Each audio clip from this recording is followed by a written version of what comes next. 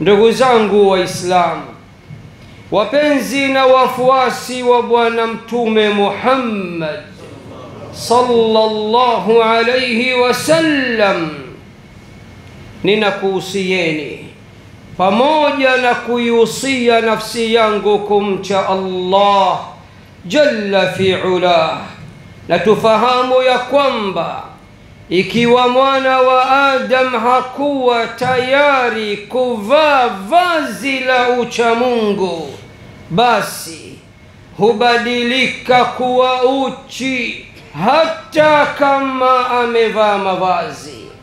Na vazi bora kwa mtu ni kile kitendo cha kumcha na kumtii Mola wake, na siku zote hakuna kheri kwa yoyote yule aliyekuwa tayari kumkera na kumuudhi na kumuasi Mola wake. Ikhwata al-Islami wal-Iman, hal sabaqa laka an tasaddaqta li jami'i a'dha'ik? Anwani ya khutba yetu ya leo, kichwa chake cha habari kinatuambia, je, ushawahi kuvitolea viungo vyako sadaka? Je, ushawahi kuvitolea viungo vyako sadaka? Na anwani ya khutba yetu itakuwa ina nukta kama tatu. Nukta ya kwanza, kwa mujibu wa mwalimu wa walimu, profesa wa maprofesa, daktari wa madaktari, msomi nambari moja ulimwenguni, mtume wetu Muhammad sallallahu alayhi wasallam, mwanadamu kwani ana viungo vingapi? Kipi alichokisema mtume Muhammad sallallahu alayhi wasallama katika hilo? Nukta ya pili, vipi unaweza kuvitolea sadaka viungo vyako? Nukta ya tatu, nini kusudio la sadaka ya viungo? Na kabla sijaingia ndani ya khutba moja kwa moja, inanibidi niliweke sawa jambo hili, kwa kuwa shirki imekithiri sana katika nchi yetu, na kwa kuwa aqida zilizo mbovu zimekithiri katika nchi yetu, itikadi mbovu zimekithiri katika nchi yetu, imani potofu imekithiri katika nchi yetu, basi lazima niseme ya kuwa ukisikia anwani ya khutba hii, je, umeshawahi kuvitolea sadaka viungo vyako? Hapa hatukusudii kama vile washirikina wanavyokusudia kafara za kishirikina, la wallah. Wala hatukusudii kupitia khutba hii kwamba sisi tunaunga mkono kukata viungo vya mwanadamu na kuvitoa sadaka kwa kuvipeleka kwa waganga wa kishirikina na wachawi kwa ujumla, la wallah. Sisi hatuungani na hayo. Kichwa cha habari kimekuwa ni kigeni kwa Waislamu wengi. Meseji nyingi napokea, shekhe, hii imekaaje? Waislamu wa zama hizi wana haraka kweli kweli. Khutba hawajaisikia, wanaanza kujaji kichwa cha habari. Haya si mambo ya kishirikina? Kukata viungo vya albino na nyeti za watoto wadogo, kukata viungo vya wazee vikongwe, hatuko huko. Uislamu haukubaliani na hayo. Hii ni ilmu kutoka katika university ya Muhammad sallallahu alayhi wasallam. Kwa hivyo ukisikia kichwa cha habari kinasema je, umeshawahi kuvitolea sadaka viungo vyako? Hatuko huko kwa washirikina, sisi ni watu wa tauhid, walillahi alhamd.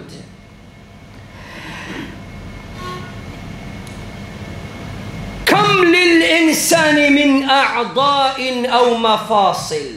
Sasa nataka niingie ndani ya khutba yangu moja kwa moja, kwani mwanadamu ana viungo vingapi? Isma' ila aljawab min sahibi aljawab. Sikiliza jawabu kutoka kwa yule ambaye ndiye mtoa majawabu, naye si mwingine ni mtume wetu Muhammad sallallahu alayhi wasallam.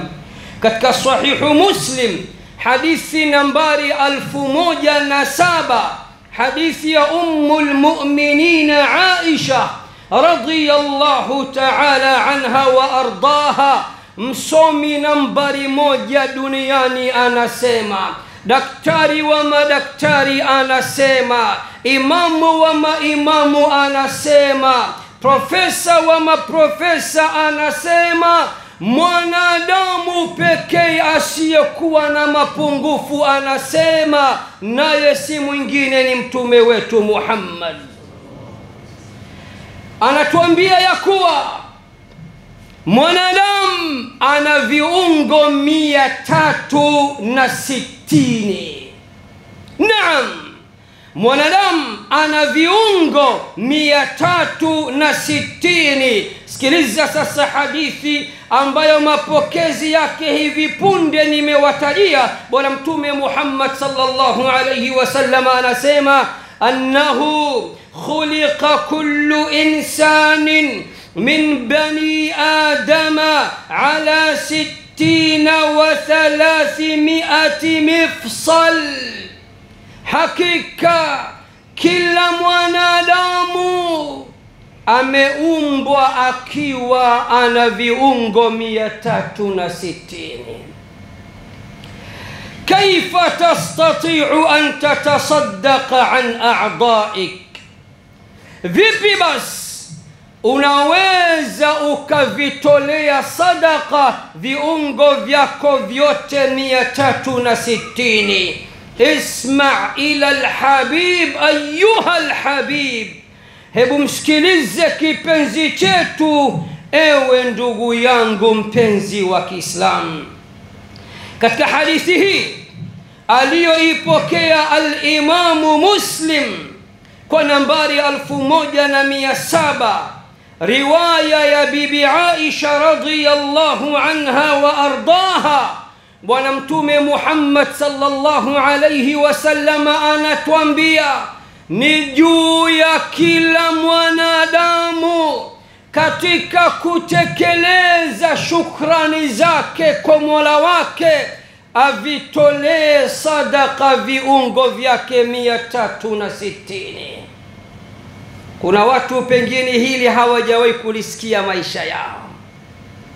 Bwana mtume sallallahu alayhi wasallam anasema, kullu insanin, kila mwanadamu, kullu insanin min bani adama khuliqa ala 60 wa 300 mifsal.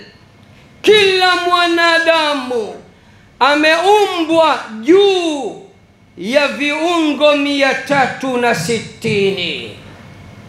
Kisha bwana mtume anaeleza namna ya kuvitolea sadaka viungo vyako.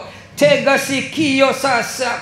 Bwana mtume anasema, faman kabbara Allah, atakayemkabbir Allah, yani atakayesema Allahu akbar, wa hamida Allah, atakayemhimidi Allah, yani akasema alhamdulillah, wa halala Allah, atakayemhallil Allah, yani akasema la ilaha illa Allah, wa sabbaha Allah, atakayemsabbih Allah, yani akasema subhanallah, wastaghfara Allah, atakayemstaghfir Allah, yani akasema astaghfirullah, waazala hajaran an tariqi nnas, na akaondoa jiwe katika njia ya watu,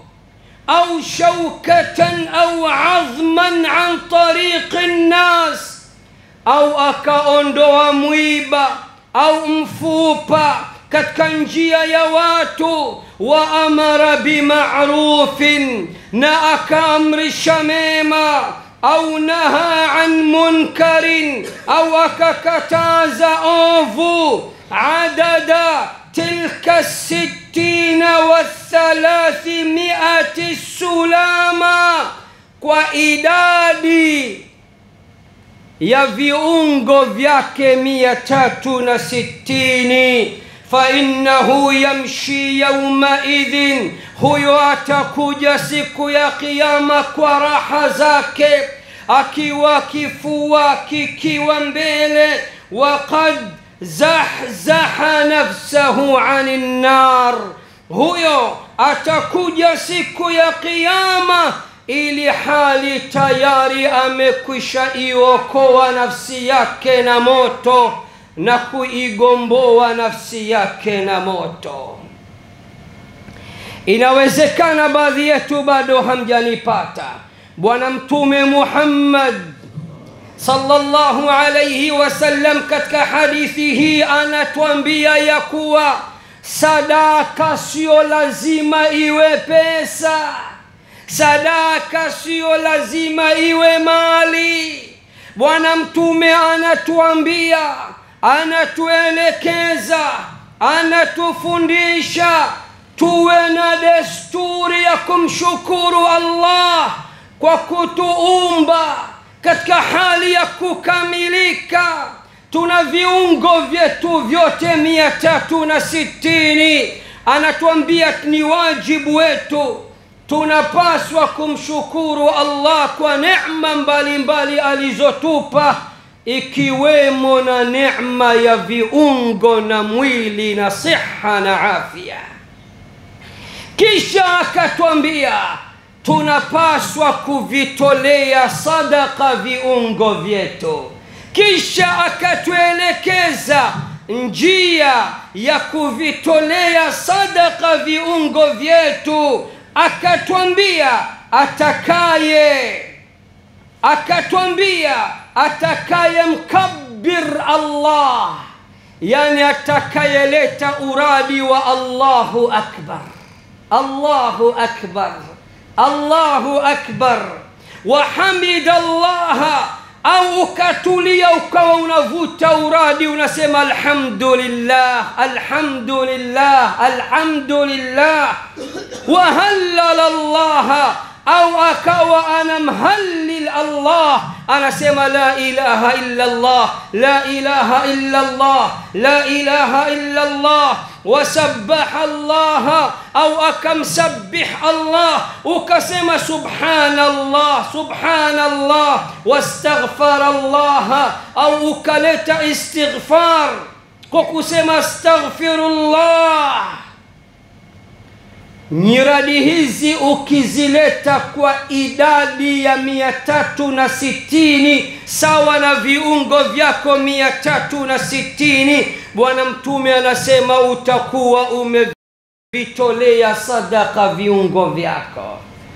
Bwana Mtume akaendelea akasema, au akaondoa jiwe ambalo lilikuwa likisumbua watu njiani, au akaondoa miba au mifupa katika njia za watu, au akaamrisha mema, au akakataza mabaya. Adada, hapa nataka upige mstari, adada tilka 60 sulama, kwa idadi ya viungo vyake 360. Atakayefanya hivyo akaleta nyiradi hizo, ambazo nimetangulia kuzitaja, huyo atakuja siku ya kiyama hana waswasi wowote, na atakuwa amekwisha iokoa nafsi yake na moto wa Allah jalla fi'ala. Ndugu zangu, laiti bwana mtume angesema kuvitolea sadaka viungo vyako 360, sadaka ambayo ni maarufu kwa watu wote, ya pesa au mali, basi sharia ingelikuwa imewadhulumu wengi katika watu, kwa sababu kuna watu hata kula inawashinda. Saa ngapi atapata pesa kuvitolea sadaka viungo vyake vyote 360? Bwana mtume anachokusudia hapa kutuhimiza, kutusisitiza, kutufundisha tuwe tuna desturi ya kukithirisha ibada mbalimbali, taa mbalimbali, nyiradi mbalimbali, azkar mbalimbali. Tukifanya hivyo tunahisabiwa mbele ya Allah tayari tumekwisha vitolea sadaka viungo vyetu vyote 360. Hapa sasa naamini angalau kidogo Waislamu mmenipata. Katika kukuongezea zaidi na zaidi, ili kupanua zaidi wigo wa ufahamu wako, njoo kwa hadithi iliyopokelewa na maimamu wakubwa wawili, mashekhe wakubwa wawili, vigogo wakubwa wawili, al-Imamu al-Bukhari wal-Imamu Muslim. Katika sahihu al-Bukhari hadithi nambari 2989, na katika sahihu Muslim hadithi nambari 1009. Sikiliza maneno yaliyonyooka, yaliyokwenda zaidi ya shule, yaliyotoka katika kinywa kitukufu kitakatifu, kinywa cha bwana mtume Muhammad sallallahu alayhi wasallam. Anna an-nabiy sallallahu alayhi wasallam qala, bwana mtume Muhammad sallallahu alayhi wasallam anasema, kullu sulama minan nasi alayhi sadaqa, kila kiungo katika viungo 360 vya mwanadamu kuna sadaka juu yake, yani inatakiwa itolewe sadaka. Ulamaul balagha wakaja kuikhtilafiana statement hii ya bwana mtume Muhammad, speech hii ya bwana mtume Muhammad, khitabu hii ya bwana mtume Muhammad, jumla hii hal hiya jumlatun inshaiyatun am hiya jumlatun khabariyah? Wako waliosema hii ni jumla inshaiyah. Nini maana yake? Maana yake bwana mtume anatoa wito, kila mwanadamu anatakiwa avitolee sadaka viungo vyake kwa kuleta uradi kwa wingi, azkar kwa wingi, yani aseme Allahu akbar, aseme alhamdulillah, aseme la ilaha illa Allah, aseme subhanallah, au aanze aseme subhanallah walhamdulillah wa la ilaha illa Allah wallahu akbar. Aseme maneno hayo mara kwa mara na kwa wingi kwa kila siku, huyo atakuwa amevigomboa viungo vyake vyote 360 na amevitolea sadaka, na anahisabiwa siku ya leo ameweza kumshukuru Allah juu ya neema zake mbalimbali alizomjalia, ikiwemo na neema ya viungo vyake. Kwa hiyo wako walisema ni jumla inshaiyya, ikiwa ina maana mtume anaagiza kuvitolea sadaka viungo vyetu kwa kuleta nyiradi mbalimbali na adhkari mbalimbali. na wako waliosema hapana, jumla ni khabaria, wakiwa wana maana mtume hakulazimisha bali tu ametuelimisha na kutufahamisha ya kuwa kila mwanadamu anaweza, au kila mwanadamu kawaida yake, desturi yake ni kuvitolea sadaka viungo vyake vyote 360 kwa kuleta uradi mbalimbali, nyiradi mbalimbali na adhkari mbalimbali. Ndugu zangu Waislamu, hapa nataka niendelee na hadithi. Bwana Mtume anasema kullu sulama minan nasi alayhi sadaqa, kila kiungo katika viungo vyote vya mwanadamu 360 juu yake kuna sadaka. Kisha Bwana Mtume akasema kullu yawmin tatlu'u fihi ash-shamsu ta'dilu baina ithnayn sadaqa, kila siku itokayo kwa Allah, siku ambayo jua linachomoza ndani yake, ukawa wewe umesuluhisha baina ya watu wawili waliogombana, mbele ya Allah unaandikiwa umetoa sadaka. وتعين الرجل في دابته فتحمله عليها أو ترفع له متاعه صدقة. Bwana Mtume anasema au kimsaidia mtu katika kipando chake, anashindwa kupanda katika kipando, ukamsaidia, ukambeba, ukamnyanyua, ukampakia katika kipando. Zamani wanyama, leo umemfungulia mlango mtu mzima katika gari, umemshikilia kidogo aweze kuingia ndani ya gari. Au tarfa'a lahu mataa, au kambebea mzigo. Unamwona mtu mzima kabeba mzigo, ukasema huyu mtu mzima anahangaika na mzigo, ukasema baba au mama, samahani, naomba nikusaidie. Bwana Mtume anasema kitendo hichi kwako pia ni sadaka.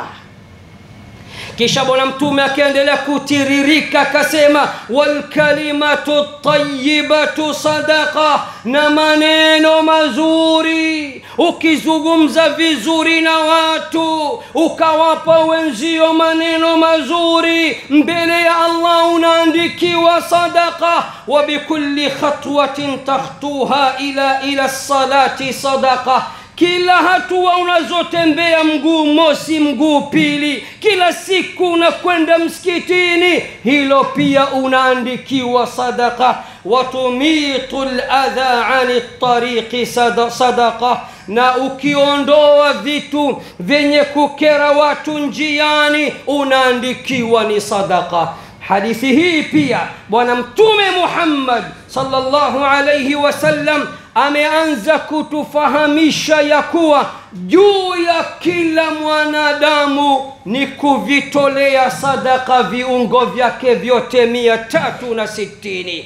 Kisha Bwana Mtume akatuweka wazi, akatuambia ya kuwa si lazima sadaka hiyo iwe ya pesa au mali. Akatuambia Bwana Mtume Muhammad sallallahu alayhi wasallam, sadaka hiyo inaweza kuwa hata ukisuluhisha baina ya watu wawili waliogombana, unaandikiwa kuwa umetoa sadaka, na sadaka hiyo umeitolea au kuvitolea viungo vyako.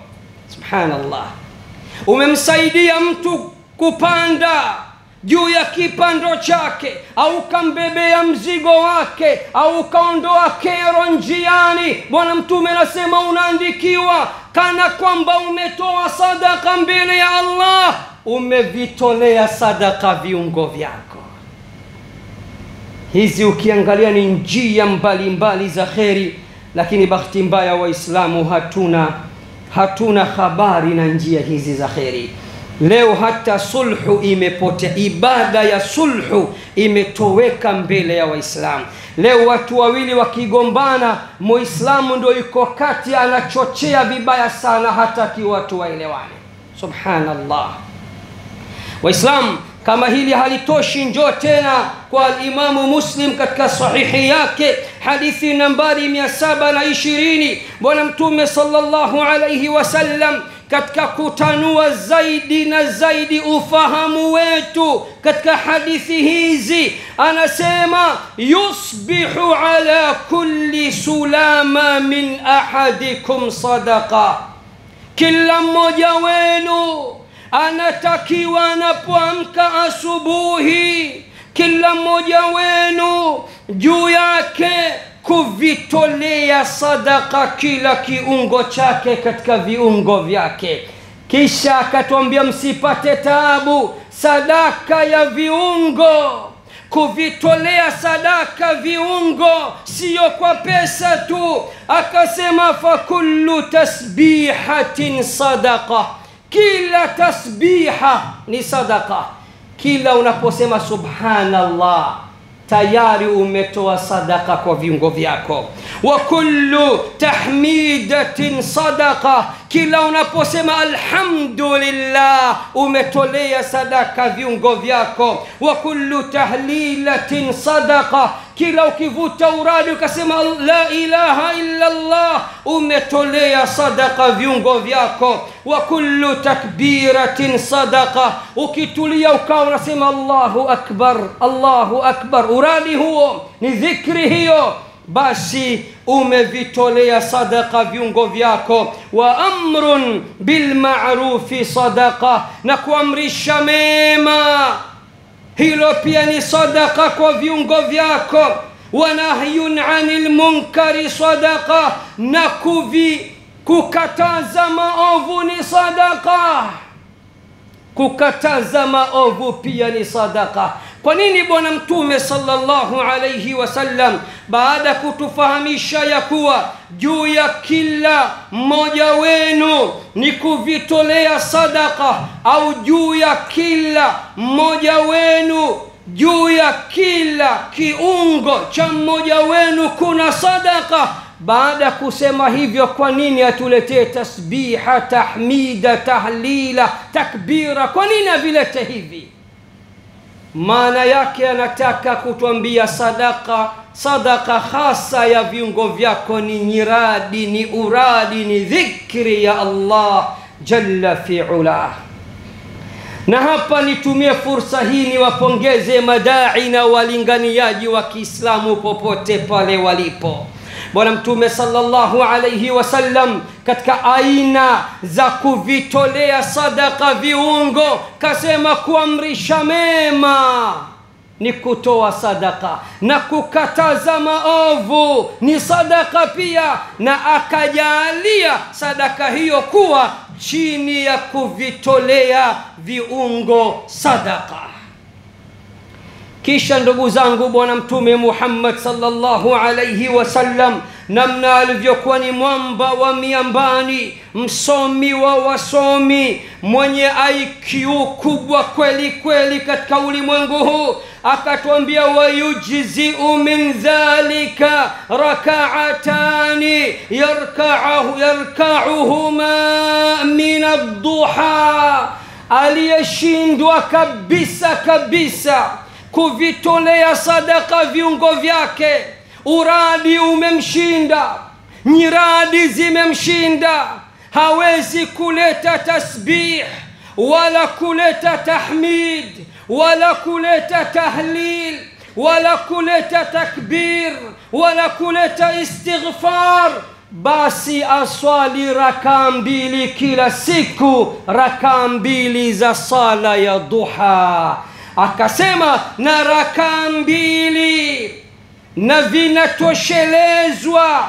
Kutokana na hayo yote, kinachoweza kutosheleza kutokana na vyote hivyo ni rakaa mbili anazoziswali mtu za sala ya ad-duha. Nini maana yake? Maana yake, ikiwa unaswali kila siku salatu ad-duha, kipindi cha ad-duha, majira yale ya saa 4 saa 5 na kuendelea kidogo, wewe kitendo cha kuswali walau rakaa mbili ya duha kwa kila siku, mbele ya Allah unahisabiwa umevitolea sadaka viungo vyako vyote 360, na bwana mtume ameahidi utakuwa umevigomboa viungo vyako kutokana na moto siku ya kiyama. Kwa nini salatu duha? Maulama wakasema katika ibada za Uislamu, ibada ambayo inajumlisha ibada inayochangiwa na viungo vyote ni ibada ya sala. Viungo vyote vinaswali pindi unaposwali wewe. Ukinyanyua mkono Allahu akbar, mikono imechangia. Umerukuu, kiuno, sijui magoti yamechangia. Umesujud, viungo vyote ni rahisi kushiriki ndani ya ibada ya katika swala ya katika ibada ya swala kuliko pengine ibada zingine. Waislamu wanawachuoni katika sharh Riyadhis Salihin juzuu ya kwanza au mujalladi wa kwanza kurasa 155 wanatuambia ya kuwa fi hadha alhadithi dalilun ala anna as-sadaqata tutlaqu ala ma laysa bimalin. Hadithi zote hizi zinatufundisha, zinatuelekeza, zinatuambia ya kuwa sadaqa si lazima iwe mali. Sadaqa wakati mwingine hukusudiwa kwa kitu chengine ambacho sio mali.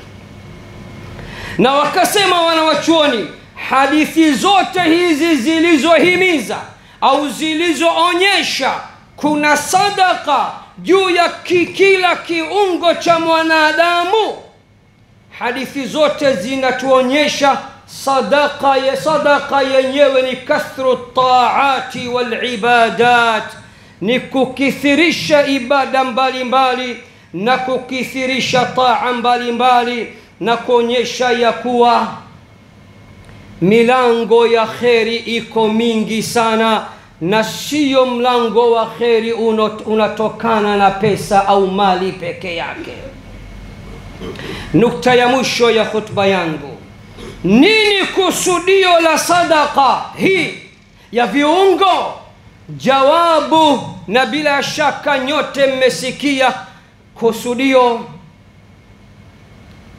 ni kukithirisha ibada mbalimbali, taa mbalimbali, hasa kabisa kuleta nyiradi mbalimbali na adhkari mbalimbali mbele ya Allah jalla fi'ala.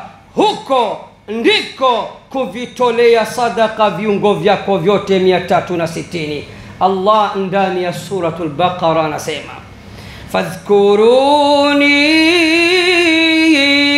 adhkurkum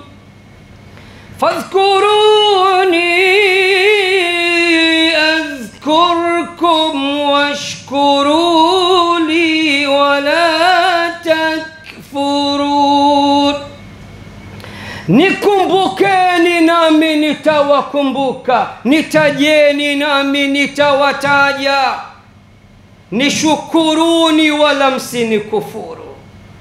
Allah, ibada nzito kabisa katika ibada za Uislamu ndugu yangu ni ibada ya dhikri, ibada ya nyiradi mbalimbali zilizothibiti kutoka kwa bwana mtume Muhammad sallallahu alayhi wasallam. Aqulu ma tasma'un wa astaghfirullah li wa lakum fastaghfiruhu innahu huwal ghafurur rahim wa huwal barrul karim.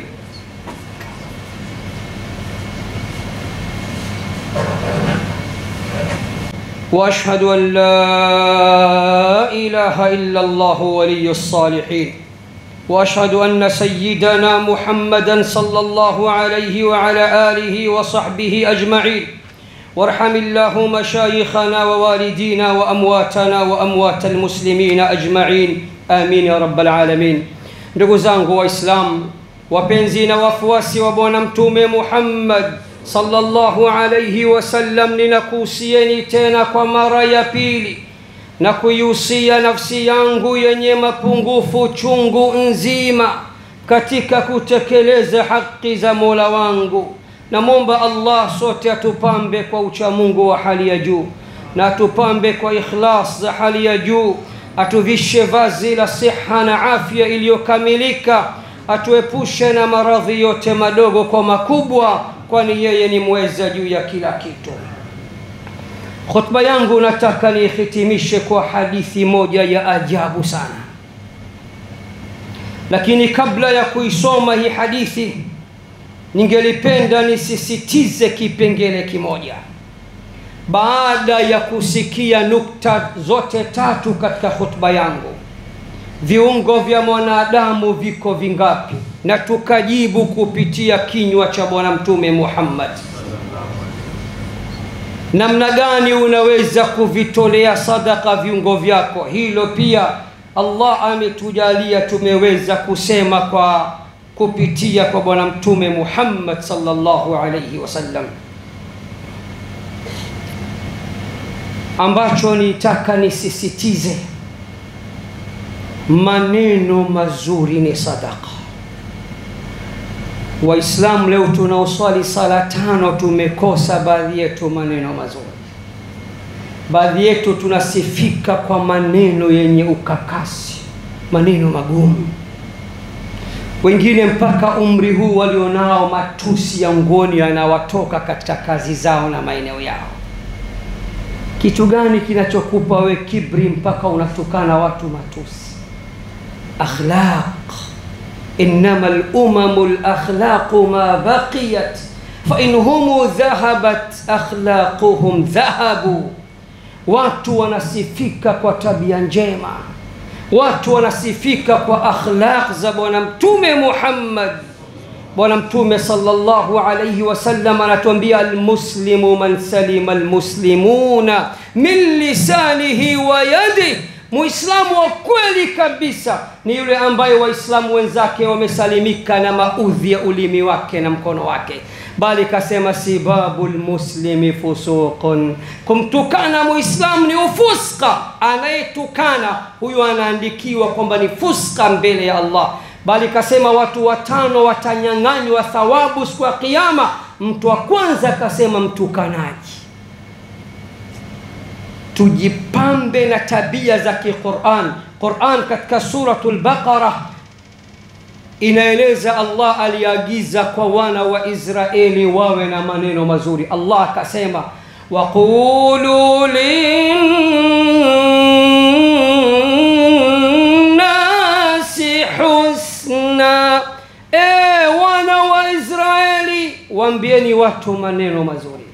Katika suratu al-Isra Qur'an inatuambia وقل لعبادي يقولوا التي هي أحسن, waambie waja wangu wakiongea wakisema siku zote waseme maneno yaliyo mazuri. Na Bwana Mtume Muhammad sallallahu alayhi wasallam anatuambia al-kalimatu at-tayyibatu sadaqa, maneno mazuri ni sadaqa mbele ya Allah. Na khitimisha na hadithi ya ajabu sana, na huenda ikawa ni hadithi ngeni kwa baadhi yetu, aliyoipokea al-Imamu Muslim kwa nambari 1006, hadithi ya Abu Dharr al-Ghafari. Abu Dharr anasema maskini na matajiri wamekwenda kwa Bwana Mtume Muhammad. Maskini wametangulia kwenda kwa Bwana Mtume Muhammad kutoa malalamiko yao dhidi ya matajiri. Zama zilizotukuka, zama za Bwana Mtume Muhammad, maskini walipofika mbele ya Bwana Mtume Muhammad sallallahu alayhi wasallam, wakatoa malalamiko, wakasema ya Rasulullah, ewe Mtume wa Allah, dhahaba ahlu ad-duthuri bil ujuri, matajiri wanakomba, thawabu zote wanachukua wao. Sisi hatuna thawabu za kutosha katika akaunti zetu.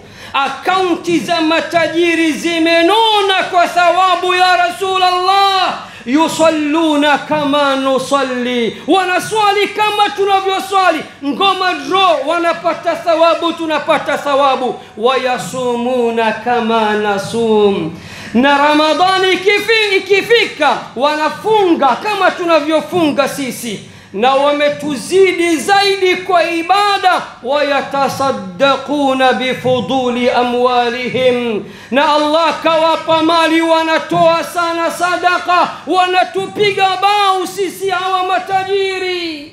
Sisi hatuna uwezo wa kutoa sadaka, sisi ni masakin. Bwana Mtume sallallahu alayhi wasallam katika kuwafariji na kuwahurumia wale maskini akawaambia, awalaysa qad ja'ala Allahu lakum ma tasaddaqun, hivi hamjui na nyinyi Allah amekupeni sadaka yenu ambayo tafanana na sadaka yao ya kutoa mali? Wakasema la, hatufahamu. Akawaambia, inna bikulli tasbihatin sadaqa, kila mnavoleta uradi wa subhanallah subhanallah ndio sadaka yenu sawa na sadaka yao ya mali.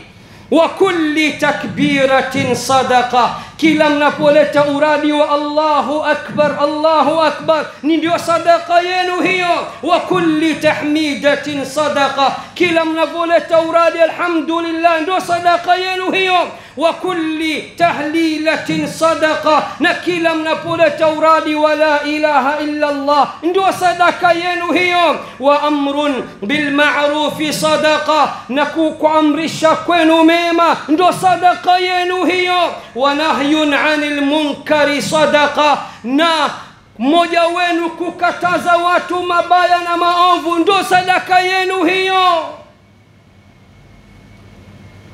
Matajiri waliposikia kuna sadaka ya adhkar na uradi wakajiongeza na wao wakaingia humo, wakarudi kwa Bwana Mtume Muhammad, ya Rasulullah, hata siri uliotuibia hamu bana wameidaka, wanavuta uradi vibaya sana. Mtume akatabasamu akasema, dhalika fadlullahi yu'tihi man yasha. Sasa hiyo mimi simo tena, hiyo ni fadhila ya Allah, anampa mtakaye. Sijui matajiri wa sasa hivi hata kama wanamtaja Allah, baadhi yao siamini kama baadhi yao pia wanaswali sala 5. Kisha Bwana Mtume katika kuwafariji wale maskini akawaambia statement moja ya ajabu sana, inaweza kukushangaza. Akawaambia, na kuongezeni sadaka nyingine, wa fi bud'i ahadikum sadaqa, mmoja wenu akitenda tendo la ndoa la halali na mkewe, Allah anamwandikia sadaka. Hapo ndipo masahaba wakastuka, ya Rasulullah, ayati ahaduna shahwata wa yakunu lahu fiha ajrun. Hii sasa kali, hii kali ya Rasulullah. Yani mmoja wetu yeye ndio akidhi haja yake, matamanio yake, yeye ndio anastarehe, juu yake anaandikiwa na thawabu sadaka. Bwana Mtume namna alivyokuwa ni mwalimu nambari 1 duniani, akaona asiwajibu ndio, bali akaona awafundishe kiwalimu zaidi. Akasema, nakuulizeni swali, araaitum law wada'aha fi haramin akana alayhi fiha wizrun, mnaonaje matamanio yale mmoja wenu akenda kuyakidhi katika haramu, akaenda kuzini, anapata raha hapata? Akasema anapata raha. Thawabu anapata? Akasema la. Anapata dhambi hapata? Wakasema anapata dhambi. Akasema, fakadhalika idha wada'aha fil halali kana lahu ajrun, basi vivyo hivyo ilivyo tone lake la mania akitumbukiza kwa mkewe, kastarehe, kapunguza matamanio, na ameandikiwa thawabu. Hadithi zote hizi zinatuambia hivi, utoaji wa sadaka katika Uislamu ni jambo muhimu sana na ni wajib sana, na si lazima sadaka iwe ni sadaka ya mali. uradi, nyiradi, dhikrullah ni katika sadaka kubwa sana, na namna nzuri ya kuvitolea sadaka viungo vyako ni kuvuta sana uradi, kusoma sana adhkar. Lakini kubwa kuliko, Bwana Mtume sallallahu alaihi wasallam anasema hata tendo la ndoa la halali ni sadaka. Ukifanya mara moja sadaka, ukarudia mara pili sadaka.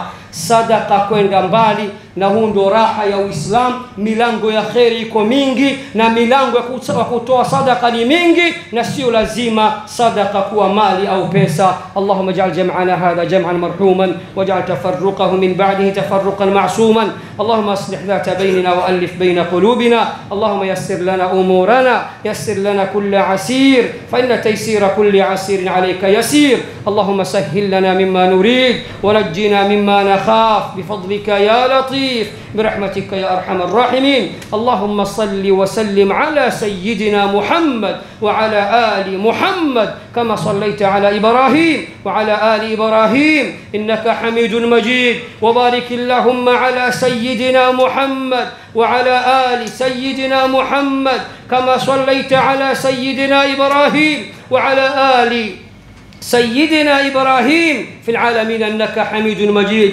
سبحان ربك رب العزة عما يصفون وسلام على المرسلين والحمد لله رب العالمين. وقم الصلاة.